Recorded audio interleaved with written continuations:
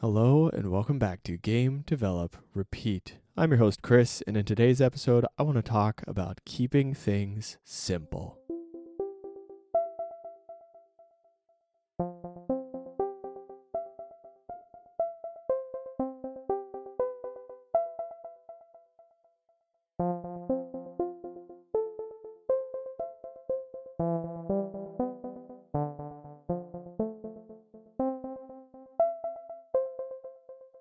Do you enjoy popping bubble wrap? I feel like this is almost a universal experience, and this may be one of the weirder openings to this show that I do, but hear me out on this. There is something about popping bubble wrap that is deeply, fundamentally satisfying, right? You pop a little bubble, it feels good. You get a sound, you create, you do an action, you get a reaction, and you go, "Oh, that was nice. That was a cool sound. I saw what happened. This is interesting." It's like when a cat knocks something off of a counter. You can see there's just some joy in it. You're like, why do cats knock things off of counters? I think they're meant to, in the same way that we are meant to pop bubbles in bubble wrap, in the same way that we are meant to step on particularly crunchy leaves and pine cones when we go for a walk. You know, you're going for a walk and you see a really good looking pine cone or leaf that's just like, it looks nice and dried out. You step on it, you get a nice crispy sound, you know? It's the satisfaction of it. We're meant to do that somehow, just like cats are meant to knock things off of counters. Just like dogs are meant to chase their tail. It's just fun. For some reason, there's something deeply compelling about it. These are all simple joys. And there are games that bring forth the same kind of simple joy. One of the joys that I deeply want to recreate, one of the most interesting things for me in gaming, and I don't know why I'm so obsessed with this, but I absolutely am, is the joy of a fishing minigame, specifically the World of Warcraft fishing minigame from when I was a kid. The simplicity of it. The bobber pops, you click the button, you get the fish. There's a huge variety of fish you could get. Maybe you're collecting whatever, but right now you're ignoring the fate of the world. You're ignoring everything else that's going on, and you're going fishing. And there's something about the design of that OG World of Warcraft fishing game, or maybe just the time period that I played it in. It has that simplicity to it. And I want to talk about another game that has this kind of simplicity to it. It is a game called Fishy. It is a old Flash game from my childhood. And it is, you are just a fish. You are a tiny little fish, and you're in a pond. It's the size of your screen. You're moving around on the pond. You're eating other fish. All the fish effectively look the same. They have different color variations, but they're the same model, different colors. You're going around in this pond. You're eating other fish that are smaller. Each fish that you eat, you get a little bigger. You get a little score boost. If you try to eat something bigger than you die. If you try to eat something smaller than you get bigger. So really the only thing you have to worry about is judging your size compared to the fish that you're eating and not accidentally ramming into a fish that is bigger than you. The controls are just the arrow keys. That's all there is to it. There's no like goal list. There's no bigger picture going on here, really. There's an end state to the game. I'm not going to spoil the end state for you because it's a quick, easy play. You can jump in there, just look up Fishy. I'll try to remember to include a link in the episode. It's a good little simple game. And I think about this and I think, what is it that makes this game so compelling? Because I tried out a different version of the same concept and I didn't like it. A much more fleshed out version of it that somebody mentioned on stream, and that's actually what made me look up Fishy and play it.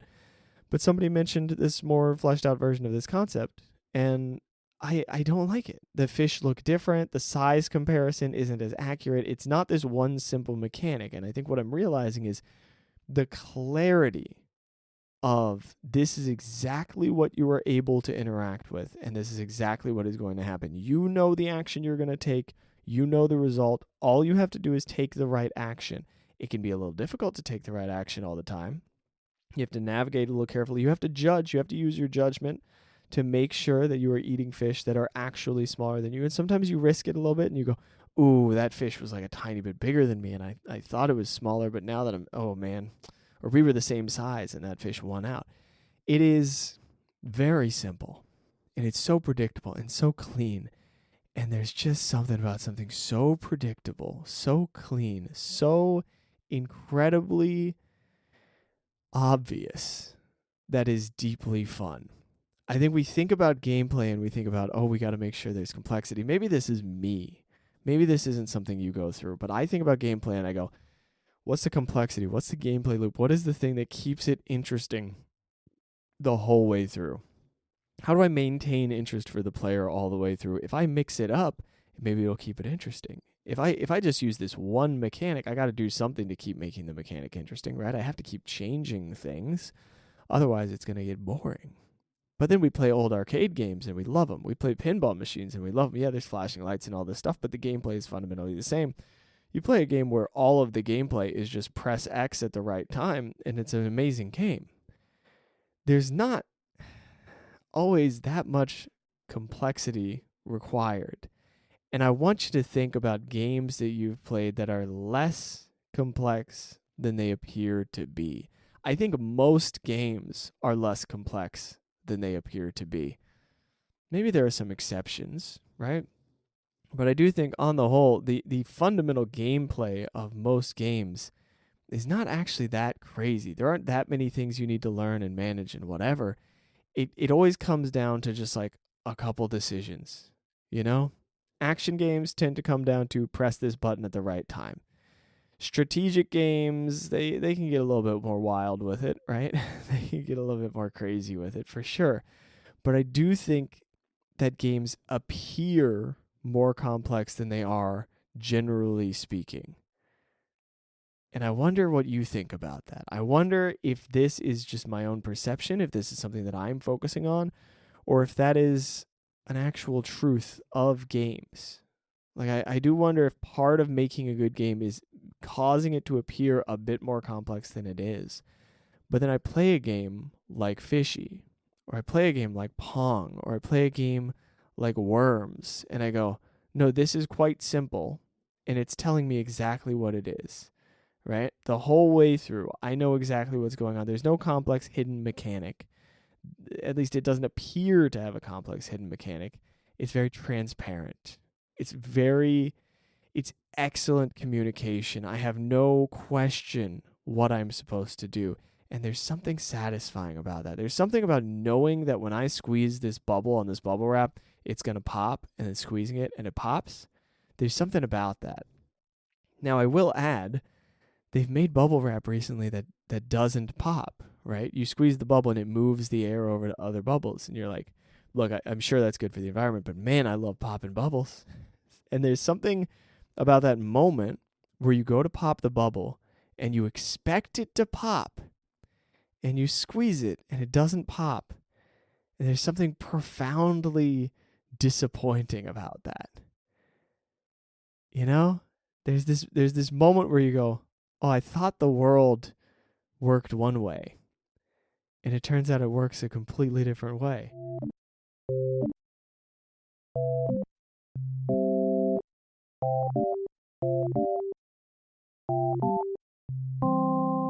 I suspect that I overthink game design. I think too much about how many different mechanics I can plug into a game to make sure that there's always something interesting going on.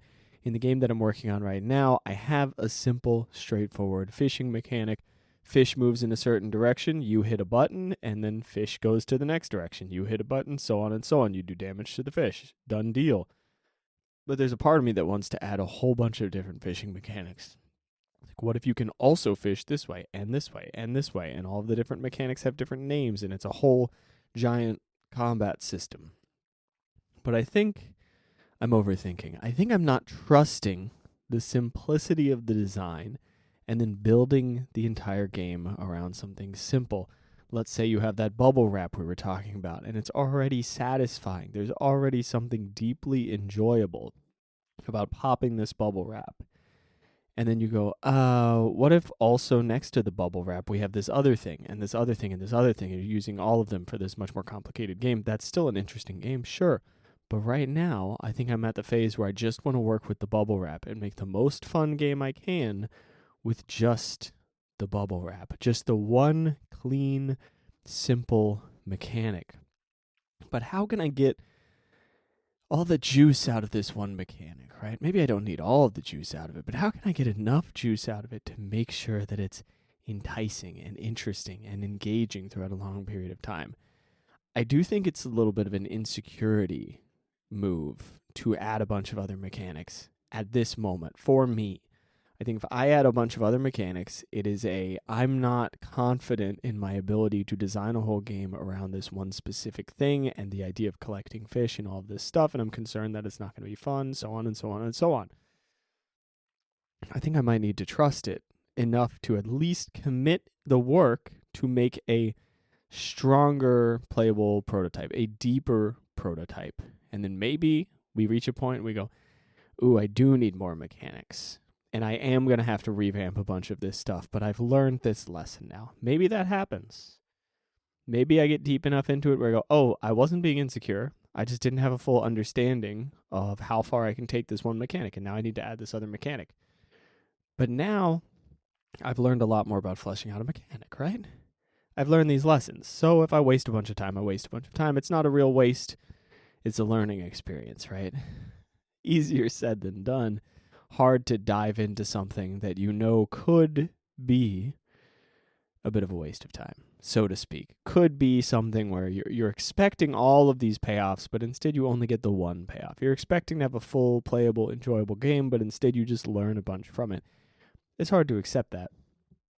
So I'm going to go into it, as usual, and go, well, maybe I learn a bunch from this. At the very least, the goal is to learn a bunch from this. Maybe the game comes out poorly. Maybe the game comes out not entertaining, but then I've learned more about game design, and I want to learn about simple game design. I don't think I want to try to overcomplicate,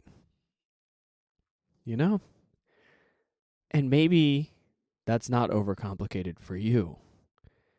Maybe you're trying to make a game of mini games, but whatever the thing you're attempting to learn at this moment is, it's worth remaining focused on that. And I think for me, I can't make a bunch of games that are satisfying, a bunch of little mechanics that are all satisfying, until I learn how to take one mechanic and make it quite satisfying. Maybe I could, but I would rather do it this way. This is the approach that I'm particularly interested in. So what am I really saying here? What is the lesson learned in terms of game development skills? What is it that I'm picking up from just playing this game Fishy, from just playing these very simple, very clear, well-communicated games? I think, number one, consistent rules can be quite satisfying. I think having a consistent rule set, clearly communicating with the player, we get scared that it's going to be boring. But if it's consistent, the times that you change it are going to hit harder, first off.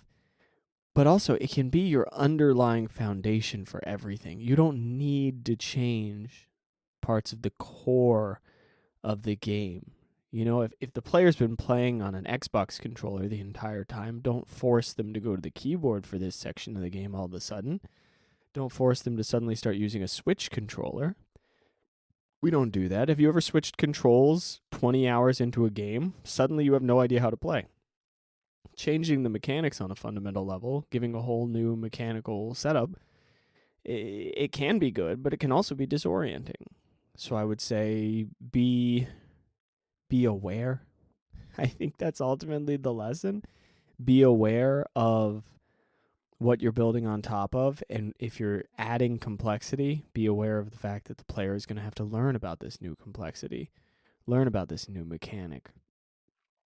And I think maybe we can trust the easy stuff, trust the straightforward, clearly communicated, simple mechanics more than we think we can. At least more than I think that I can. Because there is something to just a simple, clean game. There's something about just, I know exactly what's going to happen next, and this is the goal that I'm shooting towards, and then just continually working towards that goal. And there's rewards along the way, and there's things you unlock, and there's this thing, that thing, and the other. But fundamentally, you're doing the same loop. Right? Fundamentally, it's one clean, simple idea that you iterate on throughout the entire game.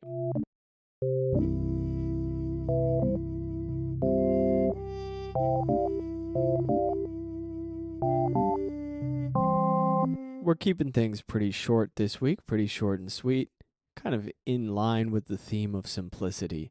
I've got 2 questions to finish today's episode off. The first one is, what simple actions in life do you find satisfying? So for me, this would be things like stepping on a crunchy pine cone or a leaf, pulling a weed out by its roots, breaking a log into 4 bits of like firewood. These are all satisfying to me, and I'm realizing they all involve some kind of cruelty to nature, but hopefully not cruelty, but they all involve nature very directly. But what simple actions do you find satisfying, right? Maybe shooting a bow and arrow. Maybe throwing a bowling ball and watching it slide down the bowling alley. Whatever it may be, it doesn't have to be part of nature, right? Next question. What is the simplest version of a complicated game that you enjoy? So maybe you enjoy Civ 5. How can you dumb that down to very basic decision making? How can you really minimalize that? And people have done this and made games like this. But what is a very simplified version of something you really enjoy? So how can I answer this question? I love a JRPG.